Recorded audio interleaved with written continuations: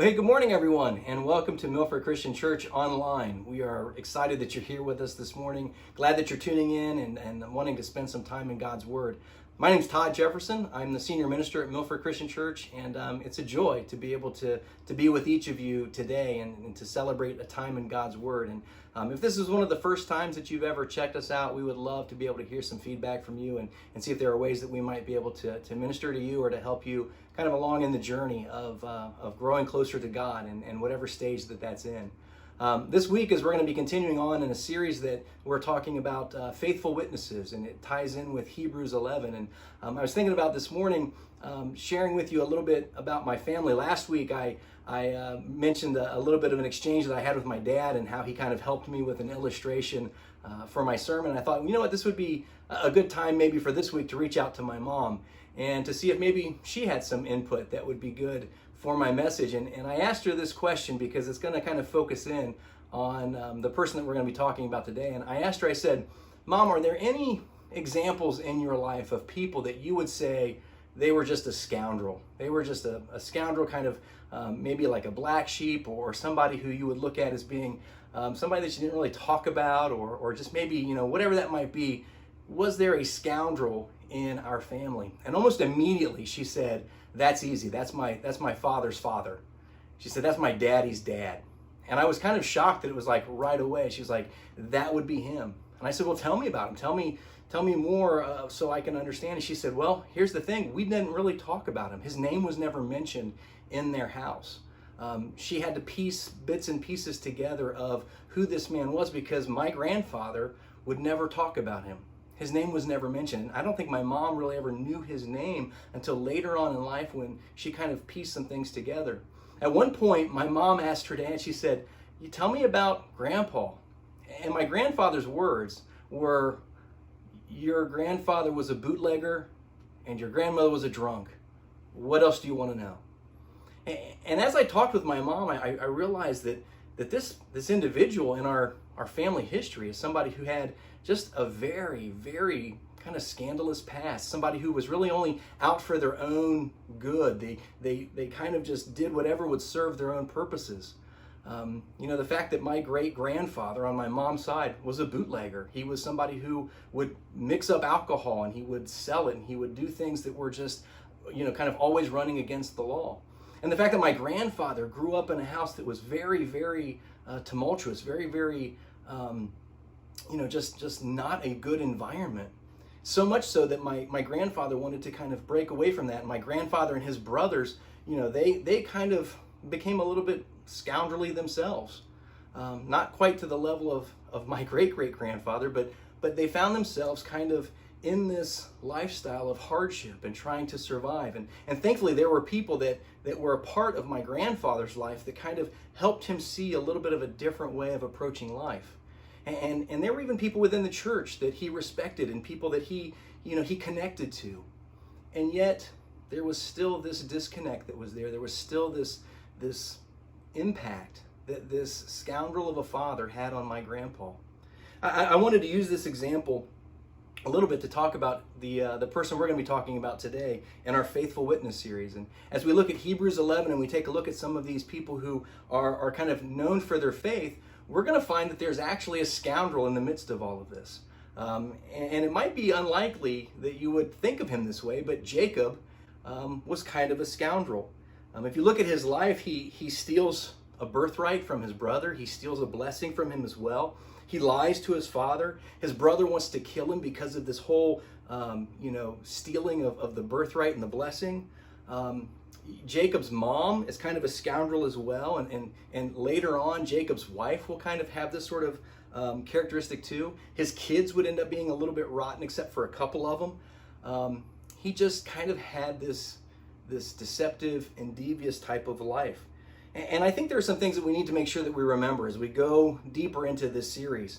And these are things that we've talked about in weeks past. And the first thing is that it's not about big faith, it's about a big God. And this is going to be really crucial as we talk about Jacob today, because this is another instance where God is more concerned about that little bit of faith that we have. God is a bigger God. He wants to be impressed with the little faith that we put into a great big God. We also don't want to get sucked into this trap of seeing these heroes of faith purely as examples to follow. It's true that there's some things that are worthy of following, but if we turn this list of people into like, I want my faith to be like Jacob's, or I want my faith to be like Abraham's, really each one of these people is pointing forward to the faithfulness of Christ, the faithfulness of God, who interacted with them and who developed these relationships of faith. In essence, it's not bad to emulate their faithfulness, but at the heart of the story is God. And that's kind of something else I want to make sure that we focus in on, is that everything in the Bible points to God and to his work. We have to keep Jesus in the center of our interpretation.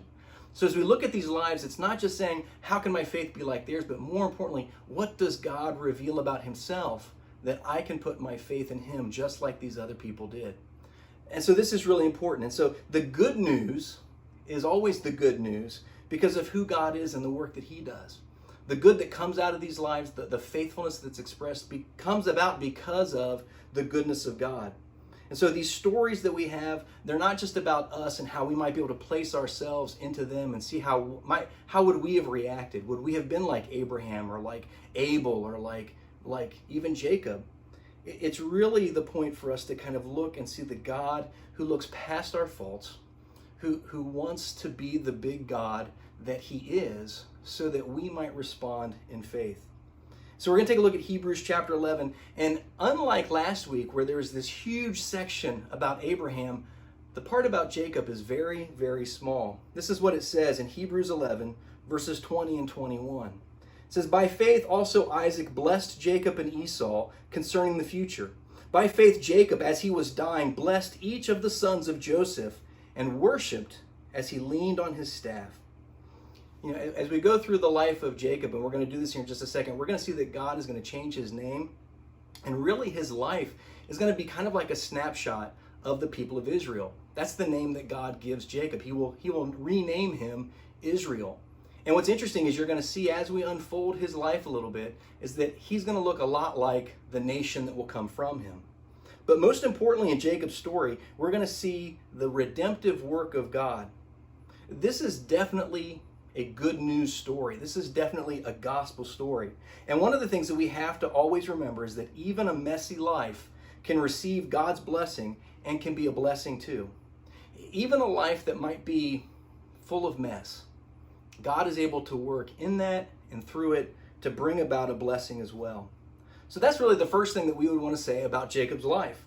Jacob's life was a mess. It was a messy life. He was a bit of a scoundrel. He has this unusual birth that takes place. It's this birth that's kind of shrouded in a bit of intrigue, and there's some things that happen. And this takes place in Genesis chapter 25. As a child, he and his brother are even wrestling in the womb of their mother. And their mother, Rebecca, will cry out to God and say, what in the world is going on with all of this? And God's going to say something to Rebecca that is really, really crucial. He's going to say that there are two nations that are at war in your womb. And out of these two children, the older one will serve the younger. And that's very different than what the typical inheritance and the typical blessing that would take place for an older son versus a younger son. And God says the younger one will actually be ruling over the older one. And so we see this, that when Jacob is born, he emerges from the womb clutching the heel of his twin brother. And that's kind of how he gets his name. His name means protector or a rear guard, someone who would protect the heel. And so it starts off with this really positive type of a connection to him, that it's a good thing. But later on, we're going to see that his name is going to turn out to be something that's going to become negative, that his brother is going to actually change his name and kind of look at the meaning of the heel as being a person who trips up other people, and how Esau himself is going to be tripped up by Jacob. But we have to remember, right here at the very start, before Jacob is even born, before Jacob is given his name, God knows what's taking place. God's going to work in this mess. And his promise is right there at the beginning. He's not lost control. Even though there's going to be some crazy things that happen, God will lay the framework for what's going to take place in Jacob's life and the rest of Israel's history. The second thing that points out kind of Jacob's messiness is that he has he has an incident where he steals his brother's birthright. And this is in Genesis chapter 25, where Jacob is kind of in the kitchen making some stew, and his brother comes in from the field and he's just famished. And Esau's going, hey, give me some of that. I'm about to die over here. And Jacob's like, well, I'll give you some of this if you will give me your birthright. If you'll give me the inheritance, if you'll give me that place of honor. And Esau's like, what good is a birthright if I'm going to die? And so this exchange kind of happens, and Esau finally gives in and he says, yeah, you can have my birthright. Just give me some of that stew that you're making. And so Jacob does that. And you have to wonder, is this kind of like this playing with words that is going to end up being something a little bit more down the road? Because we're going to see that after some time later, Jacob is going to not just take the birthright, but he's going to take the blessing from his father. And this happens in chapter 27 of Genesis. After some time has passed and the two brothers have gotten a little bit older, there comes a point where their father Isaac is about to die. And he's wanting to give a blessing to his two sons. And he sends Esau out to go and to kill some game and to bring back and to prepare it in a very special way. And then he's going to bless Esau and give him kind of the firstborn blessing. But Isaac's wife kind of hears this, and she sets things up so that Jacob can receive the blessing. I found it kind of interesting this week as I was looking at this passage to see actually how old these two brothers are. And if you look at some like images, if you look at some of the pictures that kind of portray this incident, you think of them as being rather young, maybe teenagers, maybe in their early 20s, but they seem rather young. In reality, Jacob is 77 years old when this next event happens, when he will steal the blessing from his brother. This is the story where he dresses up to look like his brother. He puts on some of his clothes. He covers his arms with kind of the hide of an animal so that he can feel very hairy like his brother. And he comes in to see his father, and his father's losing his eyesight, and he's ready to bless Esau. And Jacob brings him this food, and he says, you know, who are you? And Jacob lies to his father, and he tells him that he's his older brother. And Isaac doesn't believe him at the very beginning, but as this all moves forward, he ends up blessing Jacob, thinking that he's Esau. And almost immediately as Jacob leaves, Esau comes in, and both Isaac and Esau realize this deception has taken place, and they're both angry. And Esau is so angry that he is ready to go and kill his brother. And immediately Jacob begins this life on the run. You know, he has one last exchange with his father, and then he leaves out of fear that his brother is going to kill him. You know, up to this point, 77 years of life, there's been this kind of messiness that has followed Jacob. And so Jacob heads off to his mother's homeland to find a wife, to find refuge, and to escape this death. And what we see after this idea of this messy life is that Jacob is going to have a life that's transformed. He's going to have a life that's transformed. And there's two instances that take place where you see this transformation happen. The first is kind of this stairway to heaven that we see in Genesis 28. You know, as Jacob is on the run, he stops and he takes a rest and he sleeps. And in the midst of his sleep, God gives him a dream. This is what it says in Genesis 28, verse 11. It says, he reached a certain place where he decided to camp because the sun had gone down. He took one of the stones and placed it near his head. Then he fell asleep in that place, and he had a dream.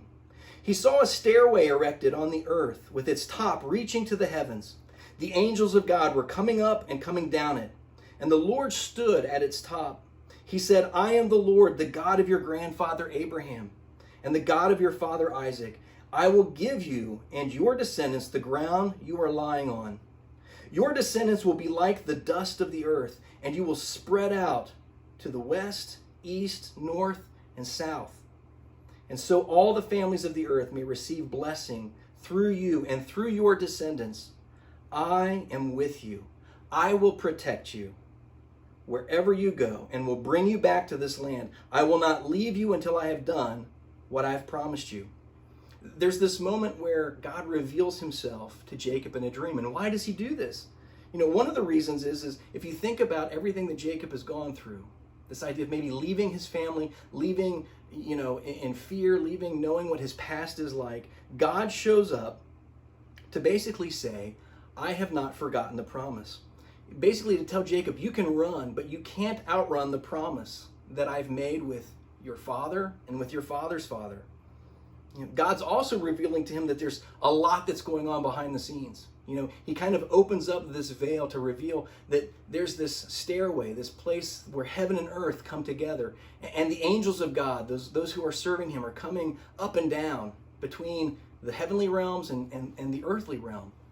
And what he's seeing is this idea that God is still at work with his creation. It displays that God is going to provide, that God is taking a place behind the scenes, but that he is with Jacob. He says, I'm with you. I will not leave you. I will provide for you. And all families will be blessed through you. And so when Jacob wakes up, he responds, and this is what he says. It says, Jacob woke up and thought, surely the Lord is in this place, but I did not realize it.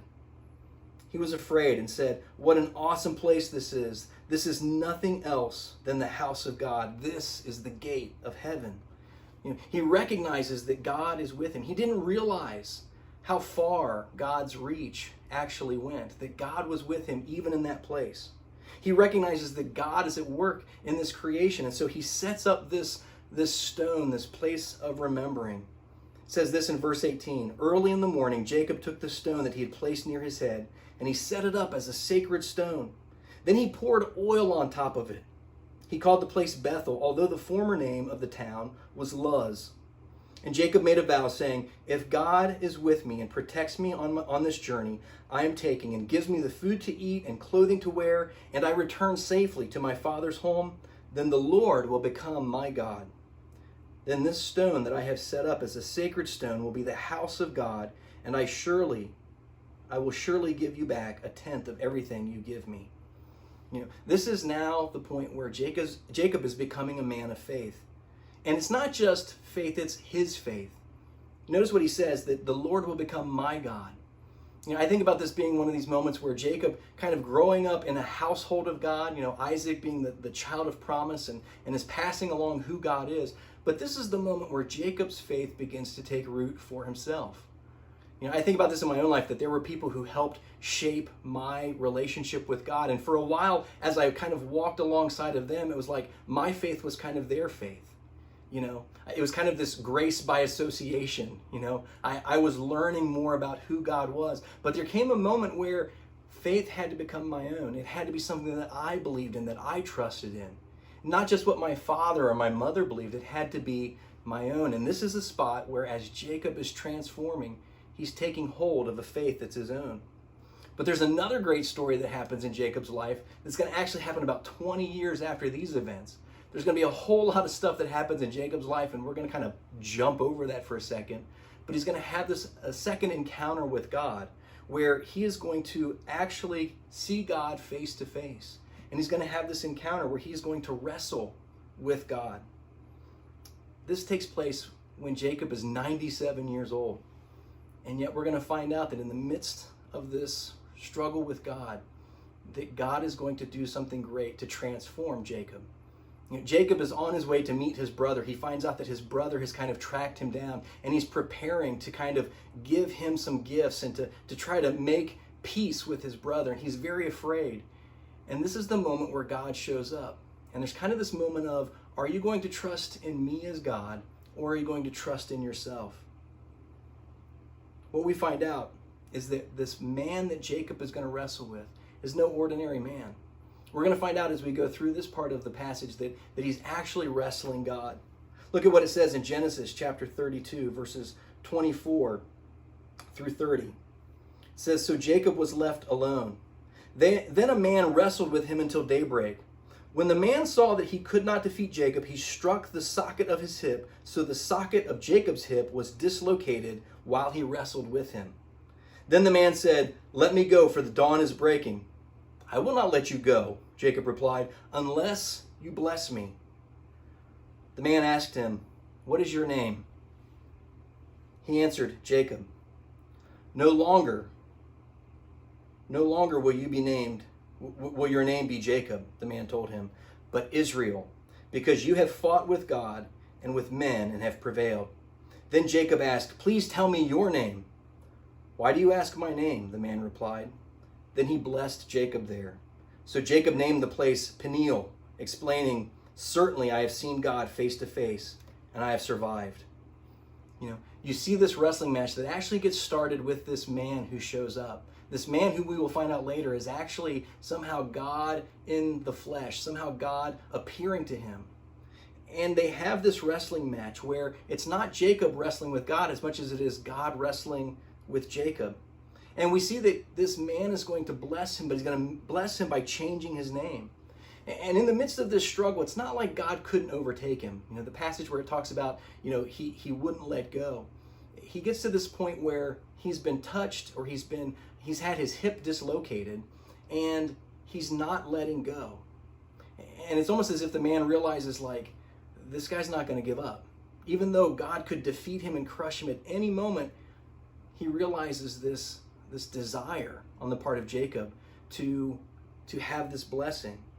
And so Jacob asks for another blessing. He wants to have this connection to the fact that Esau is approaching, and I want to know that things are going to be okay. And so this man, this God in front of Jacob says, "What's your name?" And this is kind of a rhetorical question. It's not like God doesn't know Jacob's name. He wants Jacob to say his name. And when he says it's Jacob, he's reminded of this fact that, it's this heel, it's this tripping up, it's this deception. You were meant to be a protector, and now there's this scoundrel. And so God is going to change his name to Israel. And what Israel means is one who fights with God. It's not just the fact that Abraham is wrestling, but that actually God is wrestling with Jacob. And so the name isn't just this idea of like he will wrestle with God, but that God will fight on behalf of this individual. If I were to say that I am wrestling with God, I could either be opposition or it could be with God by my side.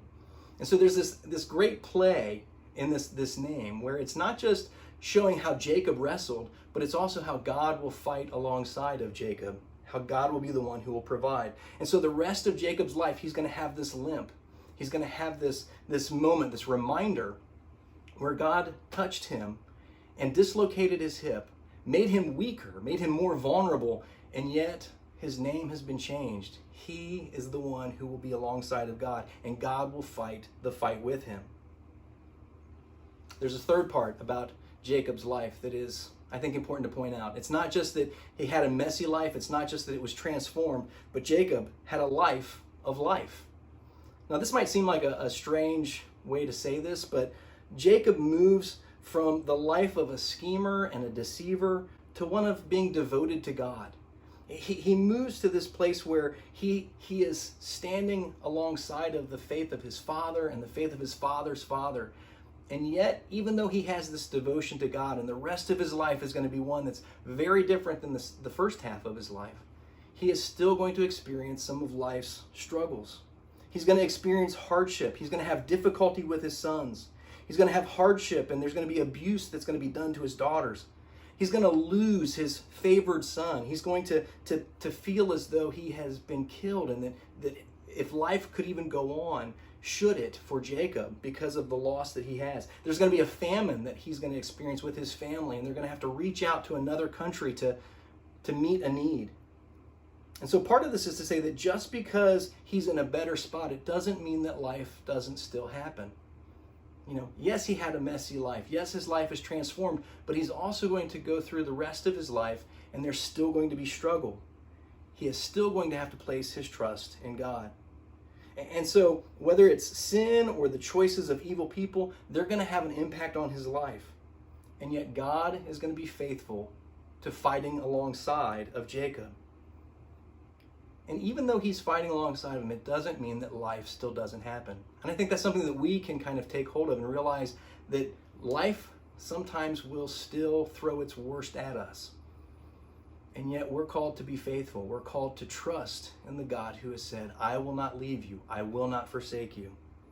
The fourth and final thing about Jacob's life is that it was a life of blessing. This is in Genesis chapter 48 and 49, as he's getting to the end of his life, as he gets to a point where he's ready to bless his sons and to even bless his grandchildren. We see that he comes to a point that right before he dies, he worships God and he extends a blessing to his grandsons. And this is really what the writer of Hebrews picks up in the small passage that we read earlier. That as he was dying, he blessed the sons of Joseph. And he does something interesting. He actually does the same thing that happened to him. He will bless the younger first, and then he will bless the older. He will actually, as Joseph brings his two sons to him, Jacob will cross his arms in order to put his right hand on the youngest son and to give him the greater blessing, and his left hand on the oldest son. And he provides this moment of extending the blessing of God even to them. But God is going to also bless Jacob even in this moment. As Jacob is going to die, as he is going to lay on his bed, God is going to extend a promise to him that he will go and have a place, that he will go and be buried back in his homeland. But there's something else that's still to come. God is going to take Jacob's name and attach it to himself. Think about this for a second. When God first appears to Moses, what's the name that he tells Moses is his name? We see this in Exodus 3, verse 6. He says, I am the God of your father, the God of Abraham, the God of Isaac, and the God of Jacob. Do you remember last week how we saw in Abraham's life, it says that God was not ashamed, or he was not embarrassed to be called their God? You know, we see that there are relationships that are created, that God maintains this true connection to people. That Abraham, Isaac, and now even Jacob, they've not created this relationship with God. God is the one who has solidified it with them. And so if you think back to when Jacob is wrestling with God, and he says, hey, what's your name? God doesn't answer him. But look at what he does. Little did Jacob know that he would find himself as part of God's name.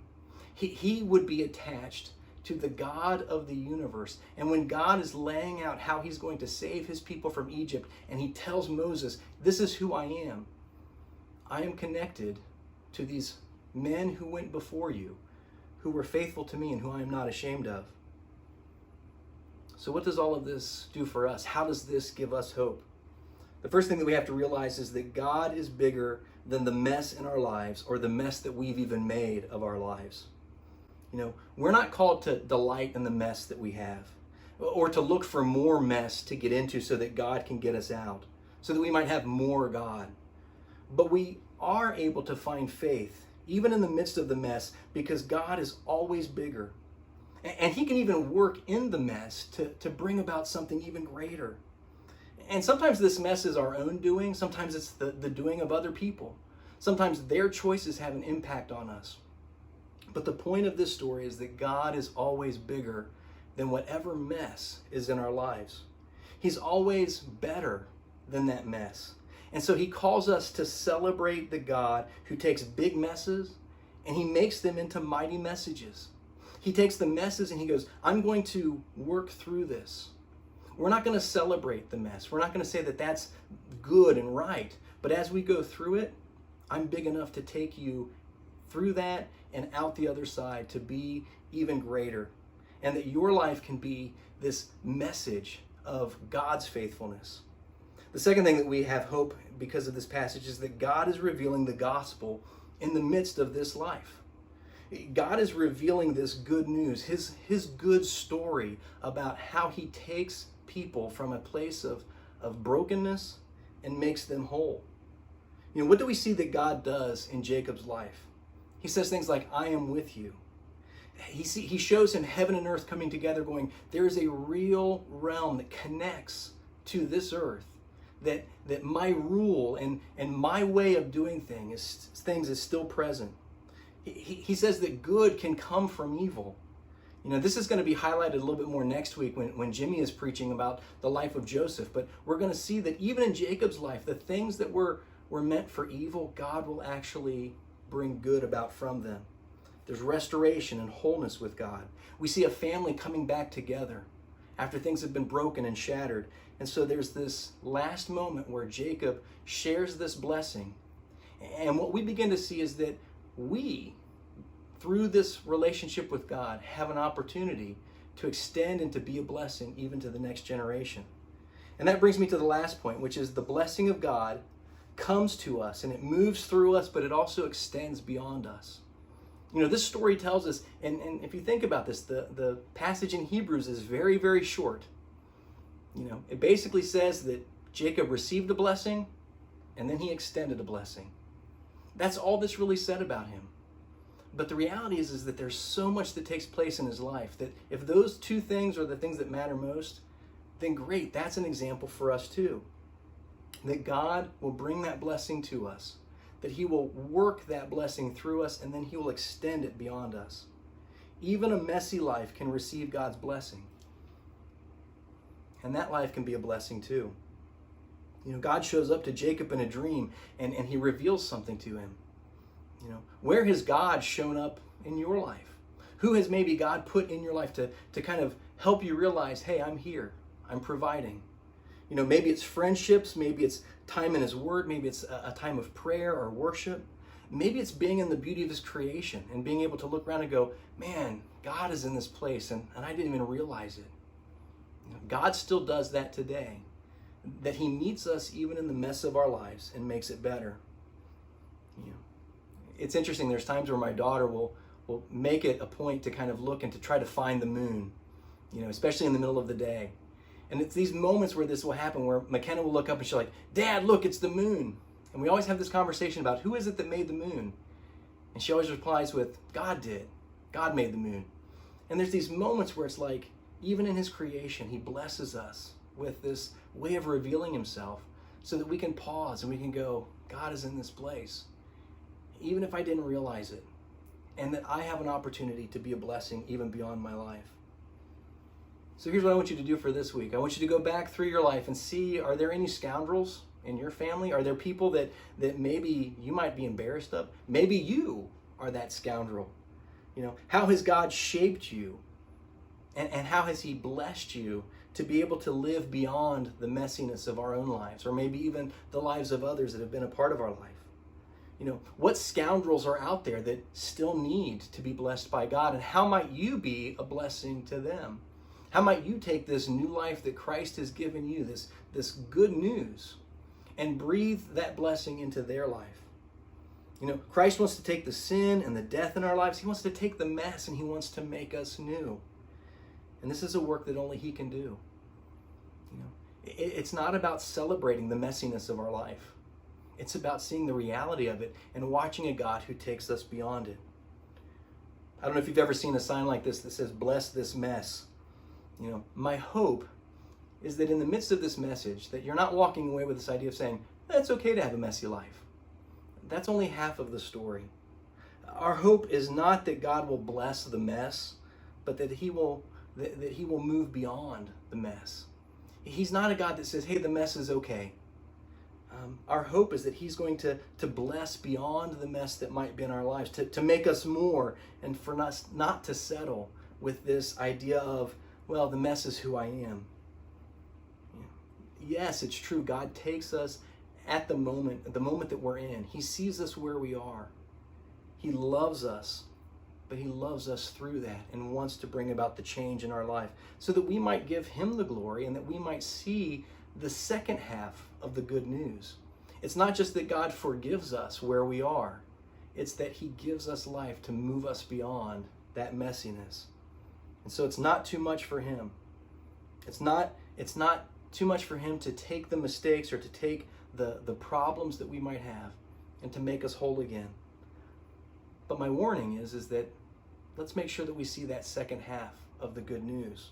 Let's not make the mistakes of accepting only half of the gospel. There's new life that comes after forgiveness. And for Jacob, it was this new life that even existed in a very challenging time.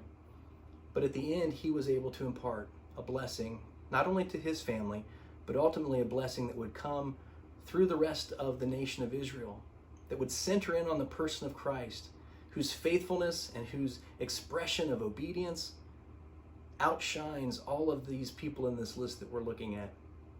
He's the one who is truly faithful. He's the one who's the author and the pioneer of faith. And so even at the heart of the Jacob story, we see a Jesus story. We see Jesus taking and shaping a messy life into a new life, wrestling with a man who needs to be changed. And he makes him weak. But in the midst of that weakness, he also makes him strong. He makes him strong to endure and to remember that God is always going to be there. Let's pray together. Father, I thank you for this time to take a few moments and look at the life of Jacob. God, to see that in many ways he was a deceiver, he was a scoundrel. And yet you met him where he was. You revealed yourself to him in such a way that he sat up and he took notice and he said, surely God is in this place. This is the God that I want to have as my God. I want my faith to be my own. And then even later you wrestled with him and you helped him to see again and again that you are at his side. God, I pray that as we sit this side of the cross and we see what Christ has done for us, that we might see that same God, that same expression of being with us, fighting for us, being a blessing, all of these things, that we might recognize that they center in on the person of Jesus. God, help us to remember where we've been, to remember what we've gone through because of your doing miraculous things in our life, by doing the things that change the heart and make us new. And God, may we take that blessing, that new life, and be a blessing to others. In Jesus' name we pray. Amen. Hey, once again, thanks for joining in with this time together. If you've got any questions, feel free to reach out to me. Would love to talk more about that. Maybe there's something in the passage that you didn't quite understand. I'd love to be able to chat with you about that and maybe see where God can teach us even some more things. So have a great week. Love you all, and we'll see you next time.